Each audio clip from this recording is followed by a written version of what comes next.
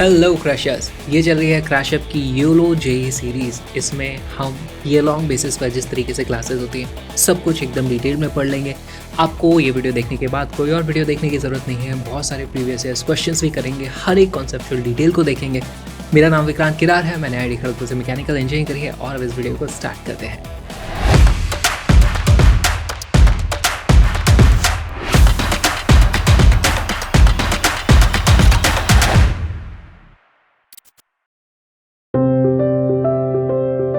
क्रैशअप exist करता है ताकि सभी तक हाई क्वालिटी एजुकेशन पहुंच सके, सभी को बराबर अपॉर्चुनिटीज मिले कि वो ग्रो कर सके। और अगर आपको लगता है कि सभी तक ये पहुंचना चाहिए तो प्लीज़ क्रैशअप को सपोर्ट करो। उसके लिए आप इस QR कोड को स्कैन करके डोनेट कर सकते हो या फिर डिस्क्रिप्शन में भी जो लिंक है उनका आप यूज़ कर सकते हो। तो please support Crashup, please support free education for everyone. और अब इस वीडियो को स्टार्ट करते हैं। हीट एक अपने आप में नई यूनिट है। नई क्यों है? क्योंकि अभी तक हम जो भी पढ़ते थे फिजिक्स में, उसमें हम फ्री बॉडी डायग्राम बना रहे होते थे। कहीं कुछ फोर्स लगता था, उसके कारण कुछ वेलोसिटी आ जाती थी, हम डिस्टेंस ट्रैवल को नाप लेते थे, बहुत सारी चीज़ें कर सकते थे। यहाँ पर वो कोई भी चीज़ नहीं करनी है। तो अपने आप में एक नया कॉन्सेप्ट आने वाला है। अच्छा, ये आसान भी बहुत है और उसमें से बहुत सारे क्वेश्चंस भी पूछे जाते हैं, तो ये बहुत इंपॉर्टेंट हो जाती है ये पूरी की पूरी यूनिट। इसमें हम करने क्या वाले, हम जो हीट से रिलेटेड जितनी भी ऑब्जर्वेशंस है, जैसे मान लो मेरे पास कोई ऑब्जेक्ट है, इस पेन को ही मैं गर्म करने लगूंगा तो हम देखते हैं इसमें क्या होता है। गर्म करते हैं तो इसका टेम्परेचर बढ़ जाता है। दूसरी चीज़, इसका एक्सपेंशन होने लगता है तो इसकी लेंथ भी बढ़ जाती है। और फिर हम देखते हैं कि अगर मैं इसे और गर्म कर दूं तो हो सकता है इसका फेस बदल जाए। अभी सॉलिड है, ये मेल्ट हो जाएगा, लिक्विड बन जाएगा। तो इस तरीके से बहुत सारे चेंजेस हो सकते हैं। उससे रिलेटेड बहुत सारी बातें हम करने वाले हैं। इस यूनिट में हम ये भी देखेंगे कि हीट ट्रांसफर कैसे होता है, रेडिएशन कैसे होता है। लेकिन आज का हमारा जो टॉपिक है वो है टेम्परेचर स्केल्स, और बात कर लेंगे कि टेम्परेचर और हीट एनर्जी ये सब चीज़ें हैं क्या। इसको आज डिटेल में समझ लेते हैं। टेम्परेचर एंड हीट, अब ये है क्या चीज़? देखो, पहली चीज़ तो हीट एक फॉर्म ऑफ एनर्जी है। अच्छा, ये फॉर्म ऑफ एनर्जी है तो टेम्परेचर क्या चीज़ है? टेम्परेचर के डिफरेंस के कारण हीट का ट्रांसफर होता है। तो इन चीज़ों को समझना बहुत ज़्यादा ज़रूरी है। अच्छा, अगर हम बोलते हैं कि हीट एक फॉर्म ऑफ एनर्जी है तो हमारी बाकी एनर्जीज कौन सी होती थी? अभी तक हमने क्या पढ़ा था? हमने पढ़ा था काइनेटिक एनर्जी होती है ½ mv²। हमने पढ़ा था ग्रेविटेशनल पोटेंशियल एनर्जी होती है mgh, वर्क एनर्जी। पावर में हमने बहुत सारे एनर्जी के बारे में पढ़ा।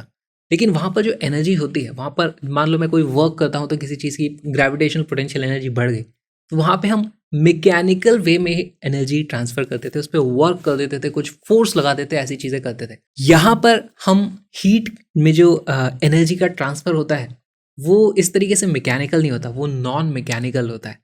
तो heat is a flow of energy because of temperature difference. अब ये टेम्परेचर क्या चीज़ है? तो किसी भी ऑब्जेक्ट का कुछ टेम्परेचर होता है। मान लो इस पेन का कुछ टेम्परेचर है, अगर इसको मैं गर्म करूंगा तो इसका टेम्परेचर बढ़ जाएगा, अगर मैं इसको ठंडा करूंगा तो इसका टेम्परेचर कम हो जाएगा। इसको समझने के लिए एक बहुत ही अच्छा एग्जांपल लेते हैं। मान लो मेरे पास एक बॉल यहाँ रखी हुई है, दूसरी बॉल यहाँ पर रखी हुई है। दोनों बॉल एकदम आइडेंटिकल है, सेम मास है, सेम टेम्परेचर है, सब कुछ सेम है। अब मैं क्या करता हूँ, इस बॉल को ऊपर की तरफ उठा करके यहाँ पर ले आता हूँ। तो क्या इस बॉल की एनर्जी बढ़ जाएगी? बिल्कुल बढ़ेगी। उसकी ग्रेविटेशनल पोटेंशियल एनर्जी बढ़ गई है, यहाँ पर mgh एनर्जी मैंने उसको ऐड कर दी। तो इसके हर एक एटम की या हर एक मॉलिक्यूल, जो भी हर एक पार्टिकल है, सभी की थोड़ी थोड़ी एनर्जी बढ़ गई होगी। ये पूरी की पूरी mgh, मान लो इसमें जितने भी 1 मोल पार्टिकल है तो डिवाइडेड बाई 1 मोल कर दोगे तो आपको पता चल जाएगा हर एटम की कितनी एनर्जी बढ़ी है। ओके, इसी की एनर्जी बनाने का एक और तरीका हो सकता था। देखो, इसी का जो आइडेंटिकल यहाँ पर रखा हुआ था, इसको अब मैं घिस घिस करके ऐसे गर्म कर देता हूँ। तो आप देखोगे कि किसी भी चीज़ को आप घिसते हैं, अपने हाथों को घिस के देखो, वो गर्म हो जाता है। तो यहाँ पर भी हम देखो फोर्स लगा रहे हैं, कुछ वर्क हो रहा है और वही कन्वर्ट हो जा रही है एनर्जी हीट एनर्जी में। तो यहाँ से इसको उठा करके ऊपर ले जाने में भी मुझे कुछ मेहनत करनी पड़ती है। उतनी ही मेहनत से मैं इसको अगर घिस दूँ तो मैं देखता हूँ कि ये गर्म हो जाता है। इसका टेम्परेचर मान लो पहले T था, पहले यहाँ भी T था, और इसको अगर मैं रब कर दूंगा इस तरीके से, रबिंग या फिर फ्रिक्शन हो जाए, इसका टेम्परेचर बढ़ जाता है, T से T2 हो जाता है। मान लो T1 था, पहले T1 था। तो दोनों ही केसेस में मैंने इसको एनर्जी दी तो इसकी मैकेनिकली एनर्जी बढ़ गई, ग्रेविटेशनल पोटेंशियल एनर्जी बढ़ गई। यहाँ पर जो इसको एनर्जी दी उसके कारण इसका टेम्परेचर बढ़ गया, T2 यहाँ पर ज़्यादा होगा, T2 is more than T1। तो हम यहाँ पर देखते हैं कि दोनों ही बॉल इनिशियली एक जैसी थी। एक को हमने कुछ तरीके से एनर्जी दी जिससे उसकी ग्रेविटेशनल पोटेंशियल एनर्जी बढ़ गई, दूसरे को हमने कुछ इस तरीके से घिसा कि उसकी कुछ इंटरनल तरीके से एनर्जी बढ़ गई, किसके कारण उसका टेम्परेचर बढ़ गया। यहाँ पर टेम्परेचर बढ़ गया, अब इसके पास एक कैपेसिटी है कि भाई ये हीट ट्रांसफर कर सकता है, ये हीट ट्रांसफर नहीं कर सकता है ना, इसका टेम्परेचर बराबर है, तो ये हीट ट्रांसफर नहीं कर सकता, ये हीट ट्रांसफर कर सकता है। तो यहाँ पे कुछ नई प्रॉपर्टी हमें देखने को मिली है। इसीलिए टेम्परेचर एक नया डायमेंशन है। टेम्परेचर सिर्फ एनर्जी नहीं बताता, हमें कुछ ऐसी थर्मोडायनेमिक प्रॉपर्टी वो बताता है जिससे हमें पता चलता है कि स्पॉन्टेनियसली हीट किस डायरेक्शन से किस डायरेक्शन में फ्लो होने वाली है। हीट भी एक फॉर्म ऑफ एनर्जी है। यहाँ पर हमने कुछ मैकेनिकल वर्क किया है, मैकेनिकल वर्क, और उससे हमारी मैकेनिकल एनर्जी बढ़ गई।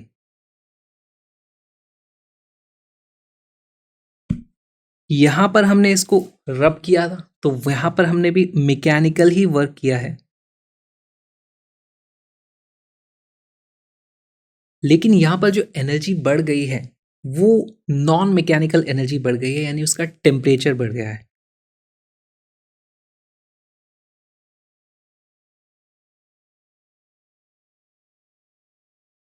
तो बस यही है, मैकेनिकल वर्क को हम मैकेनिकल एनर्जी में कन्वर्ट कर सकते हैं या फिर नॉन मैकेनिकल एनर्जी में कन्वर्ट कर सकते हैं। ये बस हमारे समझने के लिए था। टेक्निकल डेफिनेशंस देख लेते हैं।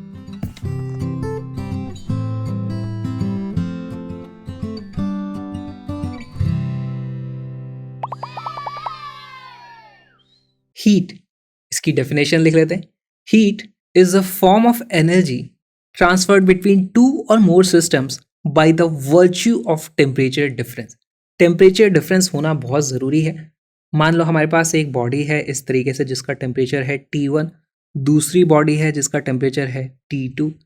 If T1 is more than T2, उस केस में हम देखते हैं यहाँ से यहाँ इस तरीके से एनर्जी फ्लो हो जाएगी, और ये जो एनर्जी फ्लो होगी वही हो जाती है हमारी हीट, हीट एनर्जी। अच्छा, अगर हमारी हीट एक एनर्जी है तो उसकी यूनिट्स क्या हो जाएंगी? देखो, क्योंकि हीट एक एनर्जी है तो उसकी यूनिट SI यूनिट हो जाएगी जूल। ये है JOULE, ये है हमारी SI यूनिट। अच्छा, अगर ये SI यूनिट है तो इसका कुछ डायमेंशन भी होंगे। डायमेंशन हो जाते हैं ML2 T-2, ये एनर्जी के डायमेंशंस है। जूल को ही लिखने की जो शॉर्ट फॉर्म है वो है J। क्या हीट की, इस एनर्जी की हमारे पास और कॉमन यूनिट्स हैं? बिल्कुल है। हमारे पास एक और कॉमन यूनिट आ जाती है, वो है कैलोरी। कैलोरी को शॉर्ट फॉर्म में कैसा लिखा जाएगा? वो हो जाएगा CAL। और यहाँ पर हमारे पास एक रिलेशन भी है, किन्हीं भी दो यूनिट के बीच में कन्वर्जन का एक फैक्टर होता है कि 1 calorie is equal to approximately 4.2 joule. Okay, और एक चीज़, एनर्जी एक स्केलर क्वांटिटी होती है, तो यहाँ पर हम ये भी लिख सकते हैं this is a scalar quantity. अब देखते हैं टेम्परेचर क्या होता है। Temperature is a relative measure of hotness और कोल्डनेस। हॉटनेस और कोल्डनेस रिलेटिवली होती हैं, जैसे हम बोलते हैं कि कुछ बोलते हैं कोई लंबा है कोई छोटा है, ये सब भी रिलेटिव है, एब्सोल्यूट टर्म में हम उसकी बात नहीं कर रहे होते। तो इट्स अ रिलेटिव मेजर, लेकिन इसको मेजर किया जा सकता है, ये एक्चुअली एक फंडामेंटल क्वांटिटी है। तो ये बहुत ही इंपॉर्टेंट है, this is a fundamental quantity.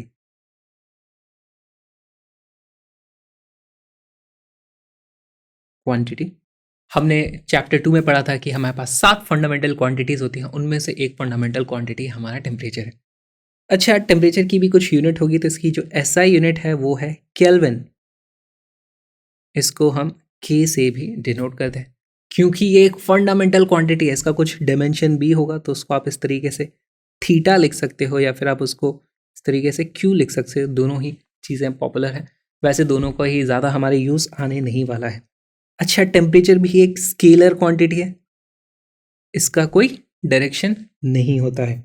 क्या टेम्परेचर को नापने के लिए हमारे पास कोई और यूनिट्स हैं? यस, हमारे पास और दो पॉपुलर यूनिट्स हैं, एक है डिग्री सेल्सियस, दूसरा है degree Fahrenheit.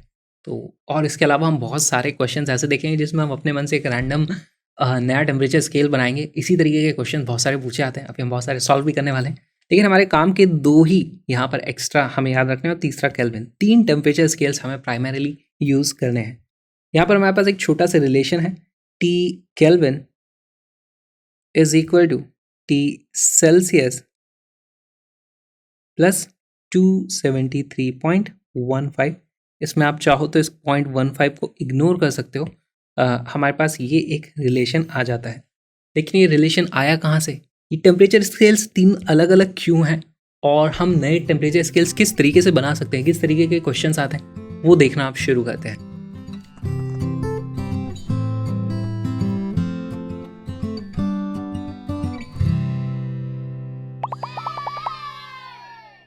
Measurement of temperature. Temperature को नापा कैसे जाए? मान लो हमें इस बंदर का टेम्परेचर पता करना है, तो क्या इस बंदर के ऊपर लिखा हुआ है इसका टेम्परेचर? नहीं। क्या हमें इसका टेम्परेचर दिखाई देता है? नहीं, हमें टेम्परेचर दिखाई नहीं देता है। लेकिन हमें टेम्परेचर के कुछ इफेक्ट्स दिखाई देते हैं और हम उन्हीं इफेक्ट्स को मेजर कर लेते हैं और उसके हिसाब से हम टेम्परेचर बता पाते हैं। तो any physical property that changes with temperature is called thermometric property, क्योंकि उसे थर्मो को मीटर कर लेते हैं, हम थर्मोमीटर बना लेते हैं। Any thermometric property can be use to make a temperature scale.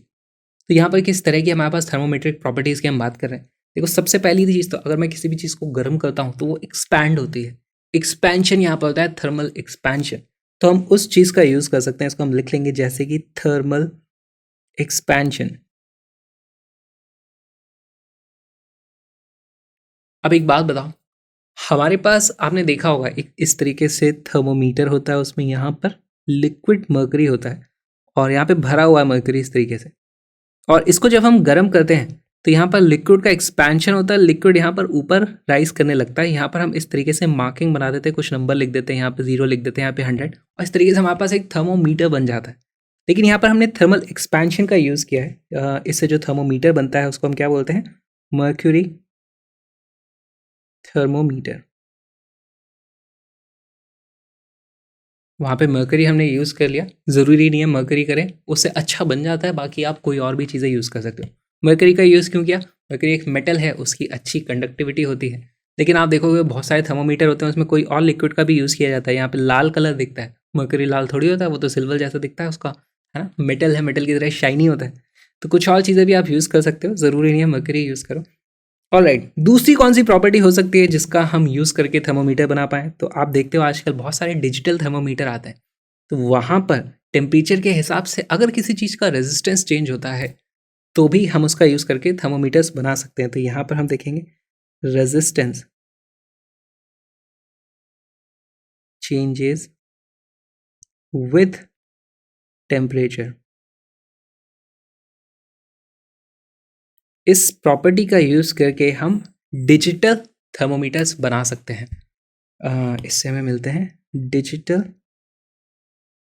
Thermometers, है ना? यूजुअली हमारे पास प्लैटिनम रेजिस्टेंस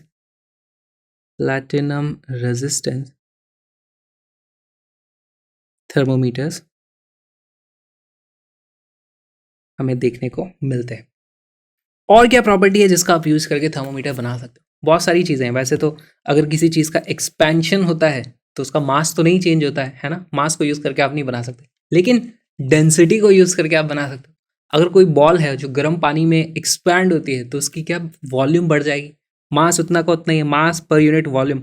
वॉल्यूम बढ़ेगी तो डेंसिटी कम हो जाएगी। तो आप ऐसे अलग अलग बॉल्स बना सकते हो, है ना? इस तरीके से एक बीकर में रख दो, सबकी अलग अलग डेंसिटी है और टेम्परेचर इस तरीके से एडजस्ट होगा कि टेम्परेचर बढ़ेगा तो ये वाली बॉल की डेंसिटी कम होगी, कम होते ही ये ऊपर तैरने लग जाएगी यहाँ पर। फिर और टेम्परेचर बढ़ाओगे तो इसकी तो अब ये तो तैरने लग गई, तैरती रहेगी, इसकी भी फिर धीरे धीरे डेंसिटी कम होगी, फिर ये तैरने लगेगी, फिर ये भी तैरने लगेगी। तो आप अलग अलग बॉल्स बनाकर एक फैंसी सा थर्मोमीटर बना सकते हो जिसमें जितनी ज़्यादा बॉल्स ऊपर तैर रही हैं उतना ज़्यादा टेम्परेचर ऐसा आप पता कर सकते हो। पर ये सब चीज़ें हमारे काम की नहीं है। हमें और एक चीज़ जो देखनी है जो हमारे काम की है। देखो, हमें एक गैस की इक्वेशन पता है, PV is equal to nRT। अगर आपको नहीं पता है तो पता चल जाएगी आने वाले कुछ टाइम में। यहाँ पर P होता है प्रेशर, V होता है volume, N number of moles, R gas constant है, T टेम्परेचर है। तो अगर मैं यहाँ पर किसी तरीके से V की वैल्यू कांस्टेंट कर दूँ तो नंबर ऑफ मोल्स और R, ये तो यूनिवर्सल कांस्टेंट है, ये सारी चीज़ें कांस्टेंट हो जाएंगी और इस तरीके से हम एक थर्मोमीटर बना सकते हैं जहाँ पर P is proportional to temperature आ जाता है। इसको जब आप बनाओगे थर्मोमीटर तो वो क्या, हमने V की वैल्यू कांस्टेंट कर दी थी, तो उसको हम बोलते हैं कांस्टेंट वॉल्यूम थर्मोमीटर। इसका सेटअप कुछ ऐसा हो सकता है कि आपने यहाँ पर एक गैस भरी हुई है और यहाँ पर एक प्रेशर नापने की डिवाइस लगा दी है। अब इसका वॉल्यूम तो देखो कांस्टेंट है, ये जो भी वॉल्यूम था, इसको जैसे आप गर्म करोगे तो प्रेशर बढ़ता जाएगा और यहाँ पर हमारे पास प्रेशर नापने के लिए बैरोमीटर लगा हुआ है, तो बैरोमीटर का कांटा इस तरीके से घूमेगा तो वो एक्चुअली प्रेशर दिखा रहा है, लेकिन हम समझ जाएंगे कि टेम्परेचर भी बढ़ रहा है। अगर प्रेशर बढ़ रहा है तो टेम्परेचर बढ़ रहा है। प्रेशर के ऊपर ही हम टेम्परेचर की रीडिंग लिख देंगे, 0 degree Celsius, 5 degree Celsius, 50 degree Celsius, उससे हमें पता चल जाएगा। तो इस तरीके से हम बहुत सारे थर्मोमीटर्स बना सकते हैं।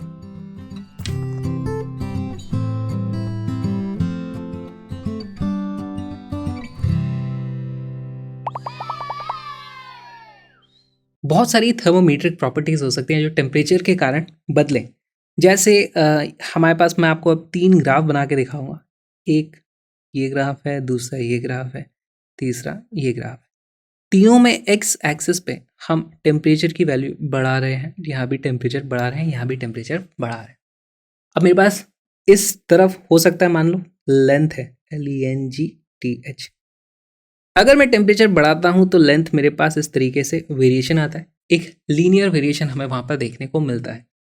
मेरे पास और एक कोई अजीब सी प्रॉपर्टी हो सकती है, मान लो कोई इस तरीके की स्प्रिंग है जिसका स्प्रिंग कांस्टेंट है, ये हमारी एक स्प्रिंग है, स्प्रिंग कांस्टेंट चेंज होता है, लेकिन वो इस तरीके से चेंज होता है, वो लीनियर नहीं चेंज होता, वो इस तरीके से हमें ग्राफ उसका देखने को मिलता है।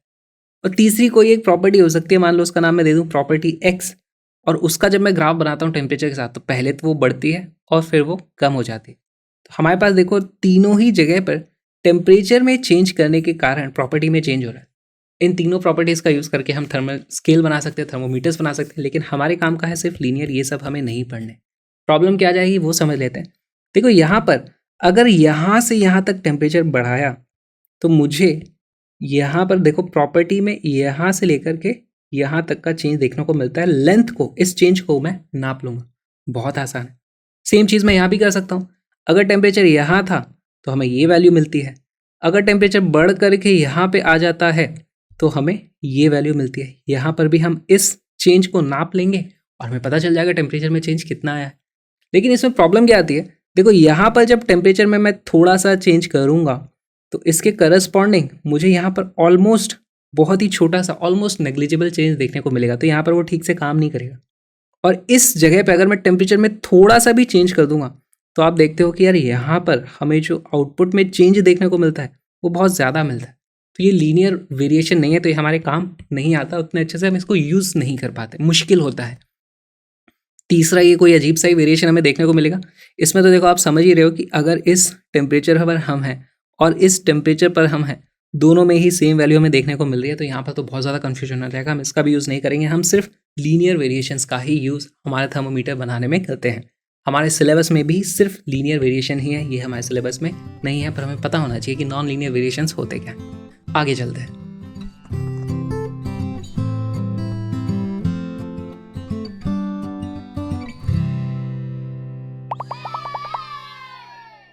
Calibration of thermometers. तो थर्मोमीटर का कैलिब्रेशन का मतलब क्या हो, देखो हमने एक इस तरीके से, मान लो वो थर्मोमीटर बना लिया है जिसके अंदर मर्क्यूरी का लेवल राइज होता है, और अब हमने बना लिया यहाँ पर, इसको गर्म करूँगा तो यहाँ पर इस तरीके से लेवल राइज होगा। पर कितना गर्म करूँ, अब स्केल में मुझे यहाँ पर कुछ रीडिंग्स तो लिखनी पड़ेंगी, वो लिखें कैसे, तो उसके लिए हमें कुछ रेफरेंस वैल्यूज चाहिए। हमें बोलना तो पड़ेगा यार ये रेफरेंस है, इसको आप 0 मान लो, ये रेफरेंस इसको 100 मान लो। वो रेफरेंस ऐसी होनी चाहिए जो इजीली अचीवेबल हो पूरी दुनिया में। तो हमारे एटमॉस्फेरिक प्रेशर में पूरी दुनिया में ऑलमोस्ट सेम ही एटमॉस्फेरिक प्रेशर। ऐसे में हम देखते हैं कि हमारे पास एक बहुत ही अच्छा रेफरेंस पॉइंट है, वो है मेल्टिंग ऑफ आइस। तो हम इसको बहुत सारी इस तरीके से आइस के एक डब्बे में, टम्बलर में डिप कर देते हैं, इसको हम बोल देंगे आइस पॉइंट। कुछ टेम्परेचर होगा, उस पॉइंट को हम बोलते हैं आइस पॉइंट। तो जब यहाँ पर मैं इस तरीके से आइस में डुबो देता हूँ तो हमारे पास मर्करी इस लेवल तक आता है, इस लेवल को ही हम बोल देंगे, इसी लेवल को बोलते हैं आइस पॉइंट। ओके, इसको बोल दिया गया एक स्केल पे कि ये 0 डिग्री सेल्सियस है, और दूसरी तरफ इसी को बोल दिया गया कि ये हमारा 32 डिग्री फ़ारेनहाइट है। कूल। उसके बाद सेम थर्मोमीटर को हम लेकर के गए और हमने उसको इस पर डिप कर दिया है बॉइलिंग वाटर में। यहाँ पर वाटर है, इसको हम नीचे से गर्म कर रहे हैं, यहाँ पर बॉईल हो रहा है पानी, तो इसको हम क्या बोलते हैं? Steam point. अच्छा, अब यहाँ पर था, यहाँ से टेम्परेचर हमने बढ़ा दिया है तो ऊपर गया होगा मर्करी का लेवल, मान लो जाते जाते जाते जाते यहाँ तक पहुँच गया, तो ये जो हमारे पास रीडिंग आएगी वही हो जाती है हमारा स्टीम पॉइंट। सेल्सियस स्केल में इसे बोला गया है 100 डिग्री सेल्सियस। फ़ारेनहाइट में इसको बोल दिया गया है कितना? 212 डिग्री फ़ारेनहाइट। ये वैल्यूज़ आपको याद करनी है। तो अगर मैं इसी थर्मोमीटर को यहाँ पर बनाऊँ तो देखो हमारे पास कुछ इस तरीके का थर्मोमीटर बन जाता है, और इसके अंदर हमारे पास लेवल इस तरीके से राइज करेगा, वो कितना भी हो सकता है, लेकिन हमारे पास रेफरेंस पॉइंट ये था, देखो एक ये वाला, ये है एक लोअर पॉइंट इसको मैं बोलूँगा क्योंकि नीचे वाली वैल्यू है, और हमारे पास एक हाई पॉइंट है ये हमारे पास कुछ वैल्यू है। अच्छा, यहाँ पे और एक चीज़ देखो, मरकरी को पता भी नहीं है, आप इस तरफ चाहे तो सेल्सियस लिख दो, चाहे फ़ारेनहाइट लिख दो, अपने मन से कोई भी वैल्यू लिख दो, मरकरी को कोई लेना देना नहीं है। मरकरी तो टेम्परेचर के हिसाब से जहाँ तक जाना था उतना जाएगा, ठीक है। तो हम यहाँ पर डिसाइड करते हैं, हम यहाँ पर स्केल्स बना देते हैं, और मैं यहाँ पर लिख देता हूँ कि this is degree Celsius, this is 100 degree Celsius, this is 32 degree Fahrenheit, this is 212 degree Fahrenheit. काम की बात क्या है, यहाँ से हमारे आइस पॉइंट और स्टीम पॉइंट के बीच में ये जो डिफरेंस है, ये लेंथ दोनों में सेम ही है ना। यहाँ पे फ़ारेनहाइट में देखो चाहे डिग्री सेल्सियस में देखो लेंथ सेम है, लेकिन अब इसको मैं कितने हिस्सों में बांट रहा हूँ, यहाँ पर ऐसे बहुत सारी लाइंस खींच दूंगा। तो हम देखते हैं यहाँ से 0 से लेके 100 तक गए हैं, तो यहाँ पर एक्चुअली कितने छोटे छोटे डिविजन्स बनाए हमने, यहाँ पर हमने बनाए हैं 100 डिविजन्स। फ़ारेनहाइट में देखो हम 32 से जाते हैं 212 तक, आप माइनस करो, 212 माइनस 32, ये वैल्यू आ जाती है 180। तो हम देखते हैं कि इस तरफ हमने 180 डिविजन्स कर दिए, 180 डिविजन। तो बस यही हमें देखना है। कूल। हम यहाँ पर लिख सकते हैं चेंज ऑफ 100 डिग्री सेल्सियस, है ना। यहाँ से यहाँ तक जब मैं गर्म करता हूँ किसी चीज़ को, तो change of 100 degree Celsius is equal to change of 180 degree Fahrenheit is equal to change of 180 degree Fahrenheit. इसी को छोटा करके भी हम लिख लेते हैं, change of 1 degree Celsius is equal to change of, कितना हो जाएगा, दोनों तरफ हमने 100 से डिवाइड कर दिया है ना, तो ये आ जाएगा 1.8 डिग्री फ़ारेनहाइट। ये बहुत ही इंपॉर्टेंट रिजल्ट है, इसको आपको याद रखना है, इस पर डायरेक्टली बहुत सारे क्वेश्चंस पूछे जा सकते हैं। आगे चलते हैं।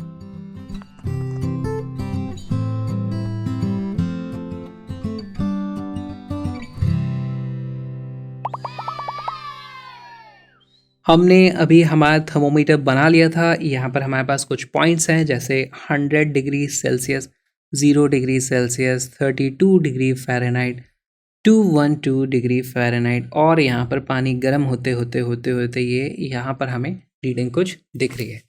अब नापे कैसे टेम्परेचर कितना है, कैसे पता चलेगा? तो सबसे पहले तो एक काम करो, ये पूरी लेंथ कितनी थी ये पता कर लो। मान लो हमें दे दिया गया है कि ये जो लेंथ थी वो थी 10 सेंटीमीटर। ओके, ठीक है, यहाँ से यहाँ तक, और ये जो हमारा मर्करी रेज हुआ है ऊपर वो है 5 सेंटीमीटर तक। तो क्या हम टेम्परेचर बता सकते हैं? देखो सेल्सियस में तो बहुत आसान हो गया, 0 से 100 तक 10 सेंटीमीटर होता है, तो 5 सेंटीमीटर में एक्चुअली 0 से 50 तक ही होगा। लेकिन इसकी कैलकुलेशन करके देख लेते हैं। हमारे पास यहाँ से यहाँ तक मैं जाता हूँ तो हमारे पास 10 सेंटीमीटर हम जाते हैं, 10 सेंटीमीटर में 0 से लेके 100 तक वैल्यू हो गई, 100 डिवीजन बढ़ जाते हैं, ठीक है। तो सेल्सियस में for Celsius 10 centimetre is equal to 100 divisions. तो इसका मतलब 5 centimetre is equal to 50 divisions, है ना। और स्टार्टिंग पॉइंट क्या था, स्टार्ट किया था हमने 0 से लेकर के ऊपर गए थे ना, स्टार्टेड एट 0 डिग्री सेल्सियस। तो यहाँ पे जो हमारा टेम्परेचर है हम लिख देंगे T is equal to, start कहाँ से हुआ था 0 से, प्लस हम कितना ऊपर गए हैं 50 डिविजन्स ऊपर गए हैं, 0 प्लस 50 डिग्री सेल्सियस, यानी कि 50 डिग्री सेल्सियस हमारे पास वैल्यू आ जाती है। सेम कैलकुलेशन करेंगे हम फ़ारेनहाइट के लिए। फॉर फ़ारेनहाइट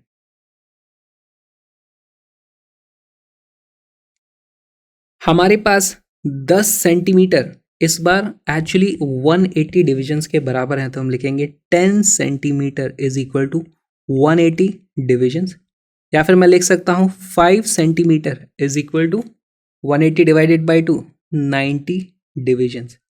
स्टार्ट कहाँ पे किया था हमने, 32 से स्टार्ट किया था और 90 डिविजन्स ऊपर गए हैं, स्टार्टेड एट 32 डिग्री फ़ारेनहाइट।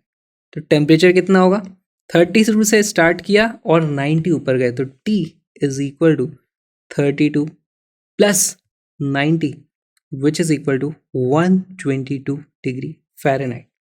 और क्योंकि ये जो भी टेम्परेचर है वो तो सेम ही है ना, वो तो सेम ही वैल्यू दोनों तरफ, तो हम लिख सकते हैं 50 degree Celsius is equal to 122 degree Fahrenheit. Again important चीज़ क्या है, मर्करी को पता भी नहीं है, इधर आपने सेल्सियस लिखा है कि फ़ारेनहाइट लिखा है, वो तो टेम्परेचर के हिसाब से गर्म होकर वहाँ आ गई। अब हम अलग अलग कन्वेंशन के हिसाब से उसकी अलग अलग न्यूमेरिक वैल्यूज़ देते आते हैं। सेल्सियस में कोई वैल्यू 50 आती है, फ़ारेनहाइट में वही वैल्यू 122 आ जाती है। ठीक है, आगे चलते हैं।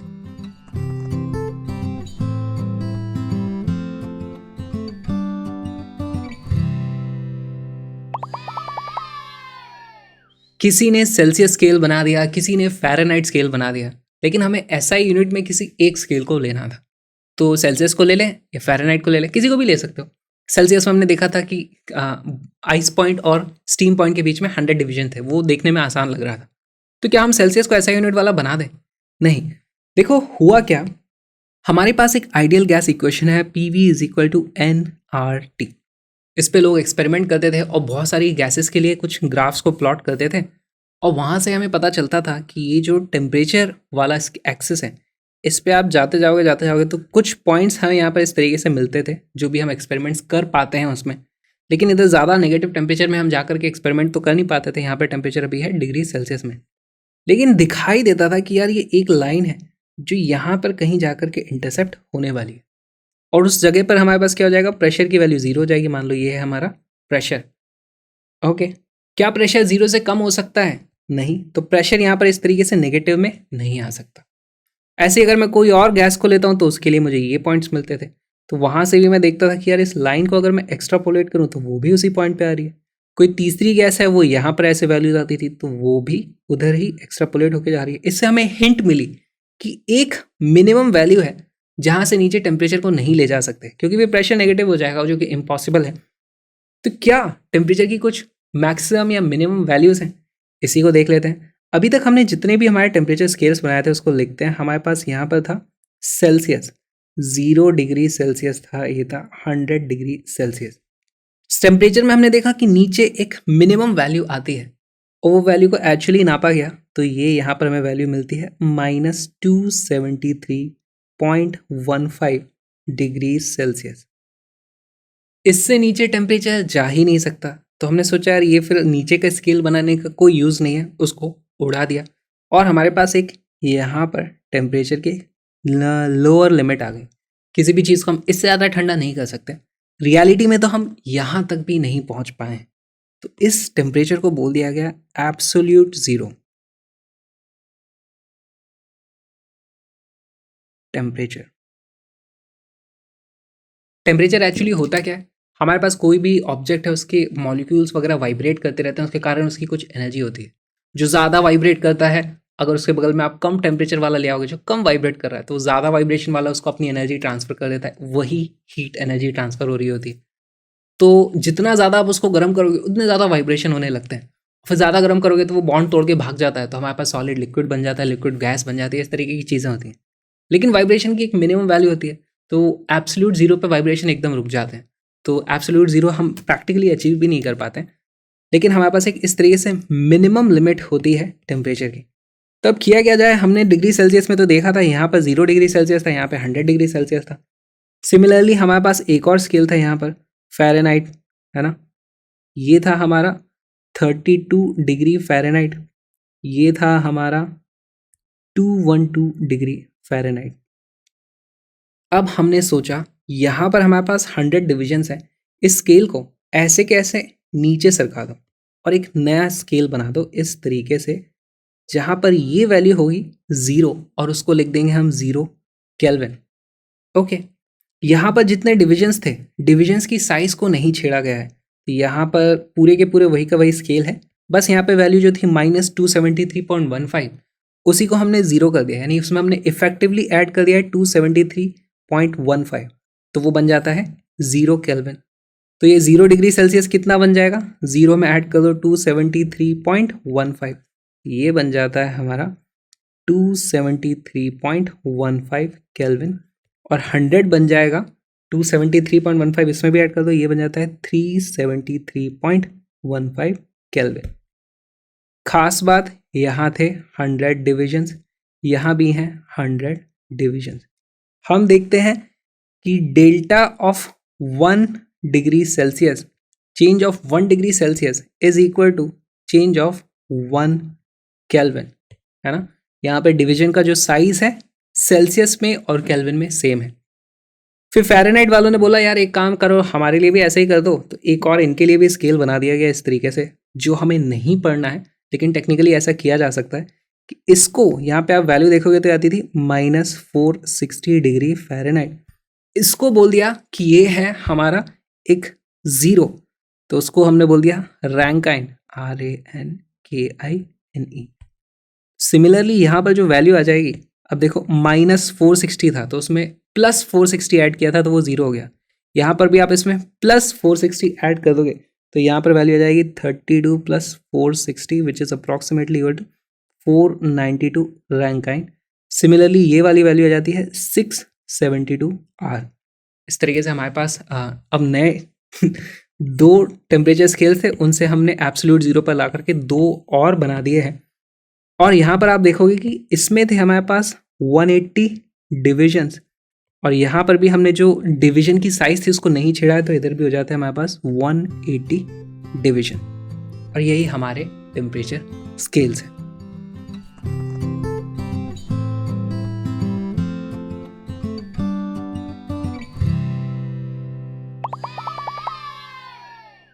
हमने सारे के सारे टेम्परेचर स्केल्स देख लिए जो कि हम लीनियर स्केल्स पढ़ते हैं। अब देखते हैं कि इसमें किस तरीके के क्वेश्चंस पूछे जाते हैं। 1-2 तरह के क्वेश्चन पूछे जाते हैं, आओ समझ लेते हैं। हमने देखा था हमारे पास इस तरीके से कोई भी थर्मोमेट्रिक प्रॉपर्टी होती है जो इस तरीके से बढ़ती जाती है, और हमारे पास 2 रेफरेंस पॉइंट्स होते हैं, एक लोअर एक हायर, और यहाँ पर हमें जो मेजर्ड वैल्यू है वो देखनी होती है।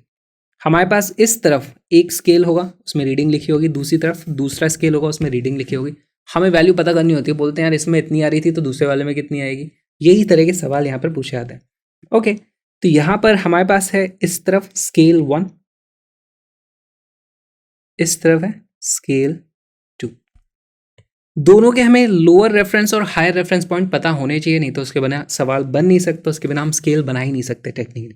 तो यहाँ पर इसको मैं बोल देता हूँ this is L1, this is H1, lower point higher point.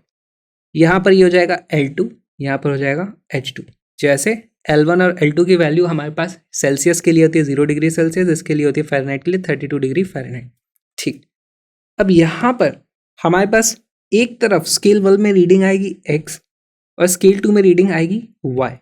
हमें ये दोनों न्यूमेरिक वैल्यूज़ पता करनी होगी, एक दी होगी दूसरी पता करनी होगी। कैसे करोगे? देखो, क्योंकि यहाँ पर एक लीनियर वेरिएशन है तो हम एक रिलेशन निकालेंगे, ये वाली लेंथ डिवाइडेड बाय ये वाली length should be equal to ये वाली लेंथ डिवाइडेड बाय ये वाली लेंथ, है ना, क्योंकि एक्चुअली तो वो लेंथ बराबर है। देखो यहाँ पर हमें मिल जाता है x माइनस L1, ये वाली लेंथ डिवाइडेड बाय ये वाली length which is equal to H1 minus L1 is equal to y minus L2 ये वाली लेंथ हो गई divided by H2 minus L2, H2 minus L2। यही एक फॉर्मूला है, इसी से हमारे सारे के सारे क्वेश्चन सॉल्व होने वाले हैं। एक क्वेश्चन मैं सॉल्व करके बताऊंगा, अगला क्वेश्चन आपको सॉल्व करना है। तो देखते हैं question. On a new scale of temperature which is linear and called the W scale, the freezing and boiling points of water are 39 and 239 degree W। तो बना लेते हैं, डायग्राम बनाओगे तो बड़े अच्छे से सॉल्व कर पाओगे। हमारे पास देखो फ्रीजिंग पॉइंट है 39 डिग्री W, बॉइलिंग पॉइंट है 239 डिग्री W।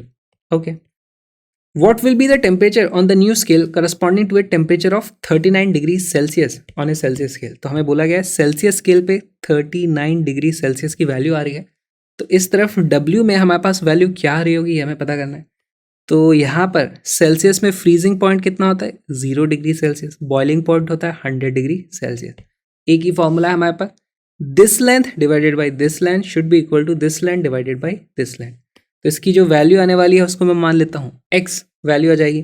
देखो हमारे पास आ जाएगा 39 minus 0 divided by 100 minus 0 is equal to x minus 39 upon 239 minus 39।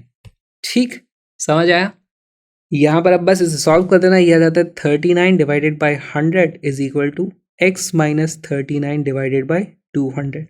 ये कट जाता है हमारा 2, यहाँ पर वैल्यू आ जाती है x is equal to 2 into 39 plus 39 which is equal to 3 into 39। इसकी वैल्यू आ जाती है 117 डिग्री W, क्योंकि ये स्केल में हम डिग्री W सब में लिखते हैं। तो हमारा आंसर आ जाएगा B 117 डिग्री W। अब एक क्वेश्चन है जो आपको सॉल्व करना है। A thermometer graduated according to a linear scale reads the value of x naught when in contact with boiling water and x naught by 3 when in contact with ice। Again diagram आपके लिए मैं बना दूंगा। यहाँ पर हमारे पास x not आता है बॉइलिंग पे, x नॉट बाई 3 आता है जब फ्रीजिंग पॉइंट होता है। What is the temperature of an object in degree Celsius if this thermometer is in contact with an object that reads x naught by 2। x naught by 2 यहाँ कहीं पे होगा x naught by 2। तो बताओ यहाँ पर सेल्सियस में reading क्या आ रही होगी। वीडियो को पॉज करो, क्वेश्चन को सॉल्व करो।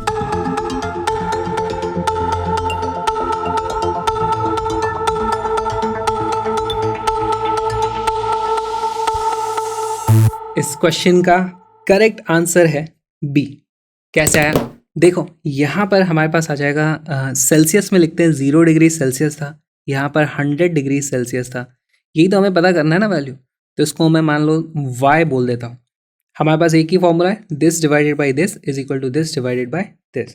तो y minus 0 upon 100 minus 0 is equal to x naught by 2 minus x naught by 3 divided by x naught minus x naught by 3। किस किस को दिख रहा है कि ये सारे के सारे x नॉट आपस में एक दूसरे को कट कर देंगे। इसकी वैल्यू क्या आ जाएगी 1/2 minus 1/3 upon 1 minus 1/3।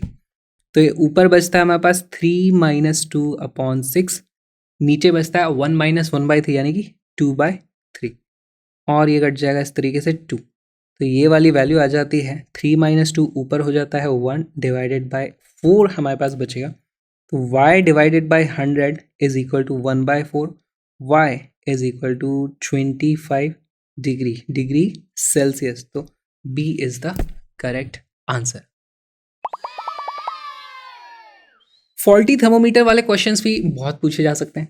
Faulty thermometer में होता है क्या, देखो हमारे पास एक थर्मोमीटर है जो इस तरीके से यहाँ पर 100 डिग्री सेल्सियस दिखाना चाहिए, यहाँ पर 0 डिग्री सेल्सियस दिखाना चाहिए, लेकिन क्योंकि वो फॉल्टी है तो वो मुझे यहाँ पर दिखा देता है 5 डिग्री सेल्सियस, यहाँ दिखा देगा 95 डिग्री सेल्सियस।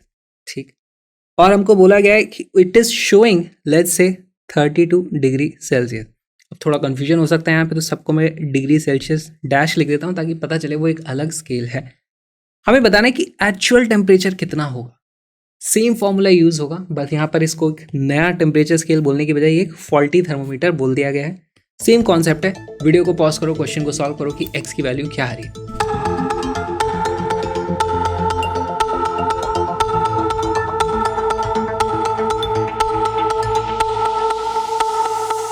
इस क्वेश्चन का आंसर आता है x इज इक्वल टू 30। कैसे आएगा देखो, x minus 0 upon 100 minus 0 is equal to 32 minus 5 upon 95 minus 5। यहाँ से आ जाता है x upon 100 is equal to 27 divided by 90, ये कट जाएगा 9 से, 3 डिवाइडेड बाय 10, x की वैल्यू आ जाती है 30 डिग्री सेल्सियस। बहुत ही अच्छा क्वेश्चन था। इसमें और एक सवाल पूछा जा सकता है, इससे पूछा जाएगा कि देखो जब 32 होता है तब तो हमें 30 वैल्यू मिलती है, लेकिन क्या कोई ऐसी न्यूमेरिक वैल्यू है जिस वक्त हमें दोनों ही स्केल में सेम रीडिंग दिखाई दे? तो इसको किस तरीके से सॉल्व करोगे? उस केस में आपको मान लेना है कि यहाँ पर हमारे पास कोई रीडिंग है, मान लो y, और दूसरी तरफ भी न्यूमेरिक रीडिंग हमें y ही दिखाई देती है। अब हमें सेम रेशियो लगा देना, y minus 0 upon this upon this. Video को पॉज करो, क्वेश्चन को सॉल्व करो।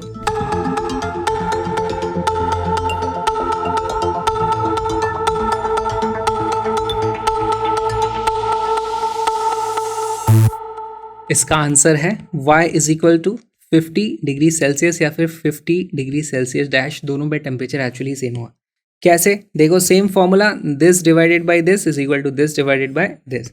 तो y minus 0 upon 100 minus 0 is equal to y minus 5 upon 95 minus 5।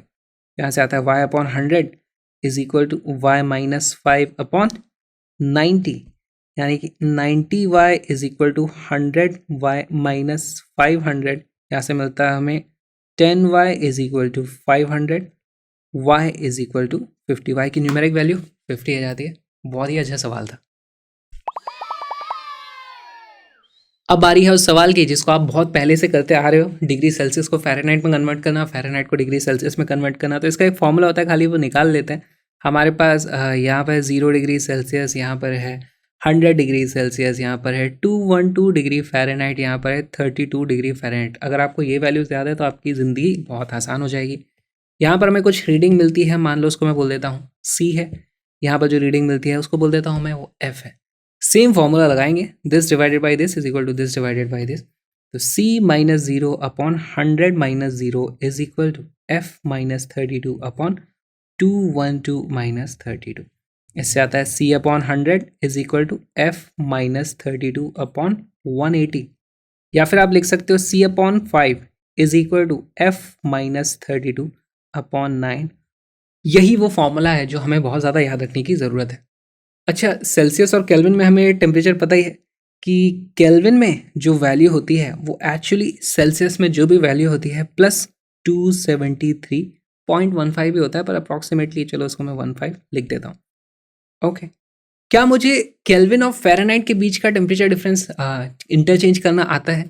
देखो यहाँ पर सेल्सियस की वैल्यू लिख दो K माइनस 273, और ये वाली वैल्यू को आप यहाँ पर रख दो, तो हमारे पास सीधे सीधे आता है K minus 273 which is C divided by 5 is equal to F minus 32 upon 9। तो ये भी एक फॉर्मूला हो गया। इन सबको याद रखने की ज़रूरत नहीं है, ये तो बहुत ही ईजी है याद रखने के लिए। ये आप याद कर लो और आपको सारे के सारे क्वेश्चन इससे सॉल्व हो जाएंगे। एक सवाल करें, at what temperature does the reading in Celsius and Fahrenheit equalise? तो यानी कि फ़ारेनहाइट में और सेल्सियस में दोनों में सेम न्यूमेरिक वैल्यू हमें देखने को मिल रही है। वीडियो को पॉज करो, क्वेश्चन को सॉल्व करो।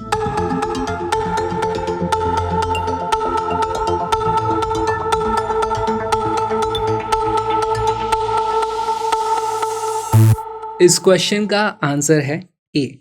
कैसे आया? देखो हमारे पास फॉर्मूला बहुत आसान है, अभी हमने देखा था हमारा फॉर्मूला होता है C upon 5 is equal to F minus 32 upon 9। ये तो हमारा फॉर्मूला है। मान लो जो भी न्यूमेरिक वैल्यू है वो है x, तो वो सेल्सियस में भी x है, फ़ारेनहाइट में भी x है, दोनों जगह रख दो। x upon 5 is equal to x minus 32 upon 9, बस सॉल्व हो जाएगा। यहाँ से देखो हमारे पास आता है 1.8x is equal to x minus 32, यानी कि 0.8x is equal to minus 32, x is equal to minus 32 divided by 0.8, यानी कि ये हो जाता है माइनस 320 डिवाइडेड बाई 8, और ये आ जाता है 40, यानी कि minus 40। Minus 40 degree Celsius and minus 40 degree Fahrenheit are both same. अब आपके लिए एक होमवर्क क्वेश्चन है जिसका आंसर आपको कमेंट में बताना है। वो कौन सी न्यूमेरिक वैल्यू है जिस वक्त सेल्सियस और फ़ारेनहाइट में वैल्यू सेम आती है, लेकिन एक नेगेटिव होती है, एक पॉजिटिव होती है। तो इसको किस तरीके से सॉल्व करोगे? सेल्सियस में मान लो वैल्यू है x, तो फ़ारेनहाइट में वैल्यू हो जाएगी -x। बस हमें यही वैल्यूज रख देनी है। x की जगह आप x रखो, यहाँ पे रखो -x। क्वेश्चन को सॉल्व करो और कमेंट करके बताओ आंसर क्या आता है। इसमें गलती कहाँ हो जाएगी? x की वैल्यू पॉजिटिव आएगी, तो यानी कि सेल्सियस वाली वैल्यू पॉजिटिव है, या फिर x की वैल्यू नेगेटिव भी आ सकती है। तो आपको चेक करके बताना है कि कितने सेल्सियस इज इक्वल टू कितने फ़ारेनहाइट। इस चीज़ को कमेंट करो। हम देखते हैं एक और question. At what temperature does the reading in Kelvin and Fahrenheit equalise? तो ये फिर से पहले वाले सवाल जैसा हो गया, लेकिन इसको कर लेते हैं। इसमें ना फील लेना बहुत ज़्यादा ज़रूरी है। जैसे यहाँ पर हमारे पास था 0 degree Celsius which was equal actually 273 kelvin, मैं उसको बोल देता हूँ। ये था हमारा 32 फ़ारेनहाइट। ऊपर आते हैं तो यहाँ पर हमें मिलता है 373 केल्विन, ये होता है 212 फ़ारेनहाइट। तो देखो इनिशियली हमारे पास केल्विन में न्यूमेरिक वैल्यू बड़ी है, लेकिन जब मैं ऊपर जा रहा हूँ टेम्परेचर में तो यहाँ पर +100 हुआ, यहाँ पर +180 हो गया। तो ये वैल्यू बड़ी तेज़ी से बढ़ रही है, ये वैल्यू धीरे धीरे बढ़ रही है। तो मैं और ऊपर जाऊँगा तो यहाँ कहीं पे ऐसा होगा कि ये बढ़ते बढ़ते बहुत ज़्यादा बढ़ जाएगा, ये धीरे धीरे बढ़ेगा और दोनों की वैल्यू सेम आ जाएगी। तो हमें पता चल जाता है कि इन दोनों की जो वैल्यू न्यूमेरिक सेम आएगी वो इधर कहीं आएगी। तो वही वैल्यू को मैं बोल दूंगा ये है x। अब कौन से रेशियोज बराबर करोगे? x इस बार इन दोनों के बाहर निकल गया है, तो भी हम सेम रेशियो लगाएंगे, this divided by this upon this divided by this. ठीक, तो हमारे पास x -273 upon 373 -273 is equal to x -32 upon 212 -32। अब तो ये आपको याद होना चाहिए, इसको सीधे सीधे 100 लिखो, इसको 180 लिखो। x -273 upon 100 is equal to x -32 upon 180। यहाँ से आ जाता है हमारे पास 1.8 x minus 1.8 into 273 is equal to x -32। यहाँ से x दूसरी तरफ आएगा, बचेगा सिर्फ 0.8 x is equal to 1.8 into 273 0.15 approximately हो जाता है हमारा 492 -32। x की वैल्यू आ जाती है 460 divided by 0.8 which is equal to 575 degree Fahrenheit या केल्विन, कुछ भी लिख दो, दोनों पे वैल्यू सेम आने वाली है, डिग्री फ़ारेनहाइट और 575 केल्विन। एक बहुत ही इंटरेस्टिंग सा सवाल आपके लिए। हमारे पास एक बॉडी है जिसको मैंने गर्म किया, उसको गर्म किया। अब कितना गर्म करूं? देखो यहाँ पे मैं गर्म करता हूं तो उसका टेम्परेचर में चेंज आता है +1 डिग्री सेल्सियस। दूसरे केस में उसको जब गर्म किया तो चेंज आया +1 डिग्री फ़ारेनहाइट। ठीक, तो इन दोनों में से किस केस में मैंने उसको ज़्यादा गर्म किया होगा? यानी ये वाली चीज़ में मुझे ज़्यादा गर्म करना पड़ा होगा या ये वाले में ज़्यादा गर्म करना पड़ा होगा? इसको कैसे सॉल्व करोगे? देखो इसे हमें समझना पड़ेगा कि हमारे पास हम देख चुके हैं यहाँ पर 100 डिविजन्स में 100 divisions of Celsius is equal to 180 divisions of Fahrenheit, है ना। इसका मतलब सेल्सियस का एक डिवीजन बड़ा होगा, तो हम लिख सकते हैं change of 100 degree Celsius is equal to change of 180 degree Fahrenheit. इसी को 100 से डिवाइड कर दो तो ये हो जाएगा change of 1 degree Celsius is equal to change of 1.8 degree Fahrenheit. तो ये जो हमने +1 डिग्री सेल्सियस किया था, इसको मैं क्या लिख सकता हूँ? It is equivalent to change of 1.8 degree Fahrenheit. अब देखो दोनों फ़ारेनहाइट में हो गए, तो हमें पता चल जाता है यहाँ पर इस टेम्परेचर को राइज करने में, ये टेम्परेचर ज़्यादा राइज हुआ है ना इसके कंपैरिजन में, तो यहाँ पे हमें ज़्यादा हीट देनी पड़ी होगी, यहाँ पर कम हीट देके ही हमारा काम चल गया हो। तो ये बहुत ही इम्पॉर्टेंट रिजल्ट है और इसको आपको याद रखना है, इससे डायरेक्टली क्वेश्चंस आ सकते हैं, जैसे कि ये वाला क्वेश्चन करके देखते हैं। अ सेंटीग्रेड यानी कि Celsius and a Fahrenheit thermometer are dipped in boiling water, दोनों बॉइलिंग वाटर में थे। The water temperature is lowered until the Fahrenheit thermometer registers 140 degree Fahrenheit. What is the following temperature as registered by centigrade thermometer? तो इसको solve करने का बहुत आसान तरीका तो ये हो जाएगा कि हमारे पास 212 डिग्री फ़ारेनहाइट था, यहाँ पर 100 डिग्री सेल्सियस था। ये 0 है, ये 32 है, यहाँ से कम होते होते हमारे पास थर्मामीटर में आगे रीडिंग 140 डिग्री फ़ारेनहाइट पे। तो आप यहाँ वाली वैल्यू पता करो, फिर पता करो कि कितना डिप हुआ है ना, what is the fall in temperature. उस तरीके से भी आप इसको सॉल्व कर सकते हो, या फिर अभी हमने देखा था उस फॉर्मूले का भी यूज़ करो। Change of 1 degree Celsius is equal to change of 1.8 degree Fahrenheit. Video को पॉज करो और इस वाले फॉर्मूले से क्वेश्चन को सॉल्व करने की कोशिश करो।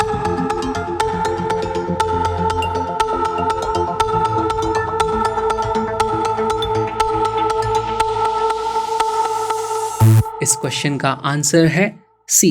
कैसे? देखो यहां से हमारे पास जो डिप हुआ है, चेंज कितना हुआ है, 212 minus 140 which is equal to 212 minus 140 आ जाता है हमारे पास 72 डिग्री फ़ारेनहाइट, है ना।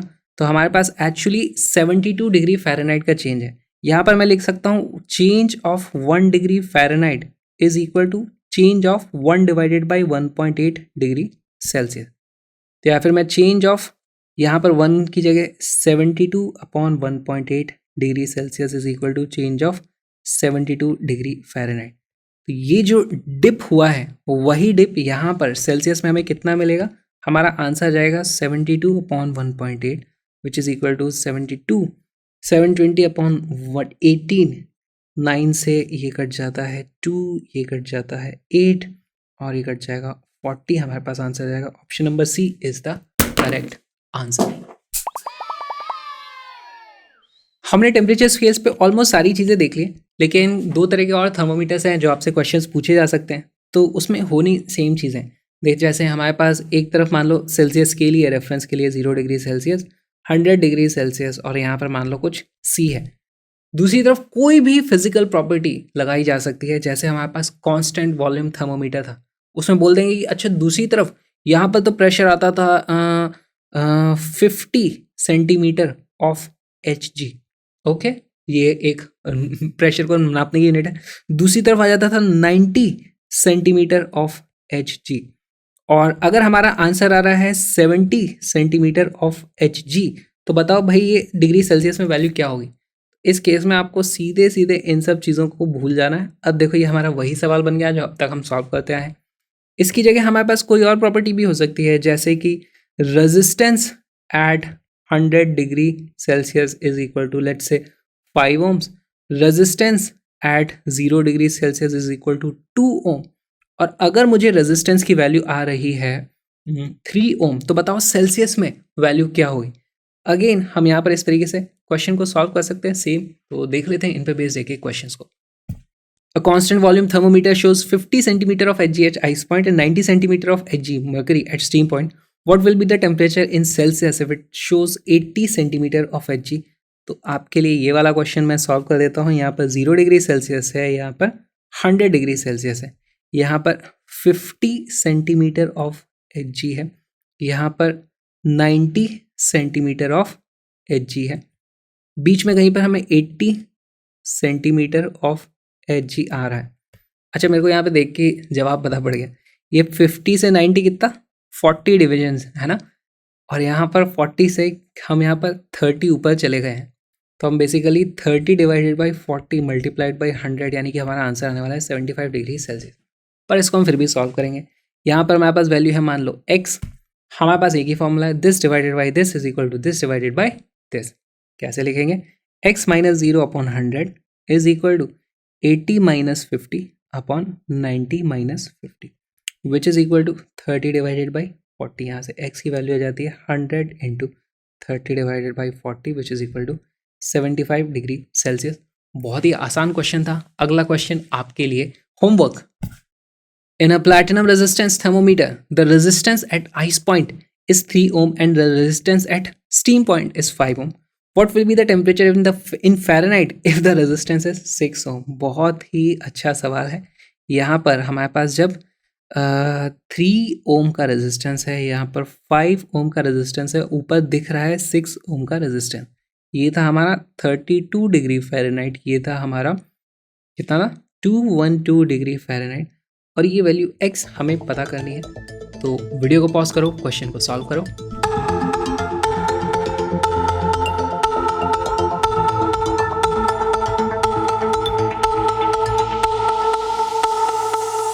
इस क्वेश्चन का आंसर है 302 डिग्री फ़ारेनहाइट। कैसे? तो देखो यार, यहाँ पर फिर से सेम चीज़ करना है। देखो x minus low point divided by ये is equal to 6 minus low point divided by ये। तो कर देंगे हम x माइनस 32 अपॉन 212 माइनस 32। अब मैं उसको डायरेक्टली लिखूँगा 180 इज इक्वल टू 6 माइनस इसका लो पॉइंट कितना है 3 डिवाइडेड बाय इनके यहाँ से यहाँ तक कितना है 5 minus 3 which is equal to 2। यहाँ से आप सॉल्व करोगे तो देखो वैल्यू आ जाती है x minus 32 is equal to 3/2 into 180। 3/2 into 180 कितना हो जाता है 270। यहाँ से x की वैल्यू आ जाती है 270 plus 32 which is equal to 302 degree Fahrenheit हमारा आंसर है। और अब सवाल देखते हैं ऐसा जो कि इन सब चीज़ों से परे है। Mercury thermometer can be used to measure temperature up to. इस क्वेश्चन को कैसे सॉल्व करोगे, ये अभी तक हमने जो भी सीखा उससे अलग है, लेकिन ये भी क्वेश्चन पूछा गया है तो यहाँ पे हमें थोड़ा दिमाग लगाना पड़ेगा। देखो मर्करी क्या है, एक जो मर्करी थर्मोमीटर की वर्किंग होती है वो ऐसी होती है, यहाँ पर लिक्विड भरा होता है। लिक्विड को गर्म करते हो तो वो एक्सपैंड होता है। जब तक कब तक ये मेजर कर सकता है, जब तक ये यहाँ से मर्करी इसको तोड़ के बाहर ना निकल जाए। तो तोड़ने से बचाने के लिए तो हम भाई इस कांच को बहुत लंबा बना देंगे, लेकिन फिर भी एक पॉइंट आएगा जब मर्करी जो लिक्विड है वो बॉयल होना शुरू हो जाएगा, उसके बाद तो हम उससे मेजर नहीं कर सकते। तो वो जो बॉइलिंग पॉइंट है उसके हिसाब से हमारा आंसर आता है यहाँ पर सी। इस तरीके से आपको ये कुछ खास वैल्यू है जो आपको याद रखनी चाहिए। और इसी के साथ हमारा आज का वीडियो खत्म। वीडियो पसंद आया प्लीज़ यार क्रैश ऐप को सब्सक्राइब करो, कमेंट करो, कुछ ना कुछ कमेंट ज़रूर करना आपको, नहीं तो यूट्यूब एल्गोरिदम में कहीं तो दब जाता है। और यार चैनल को सपोर्ट करो, फ्री एजुकेशन को सपोर्ट करो। इस QR कोड को स्कैन करो, इधर तो QR कोड को स्कैन करो ताकि मैं इस तरीके के और वीडियोस आपके लिए बना के लेके आ पाऊँ और मज़े करेंगे। नोट्स का लिंक डिस्क्रिप्शन में, डाउनलोड ज़रूर करना। हम मिलेंगे अगले वीडियो में।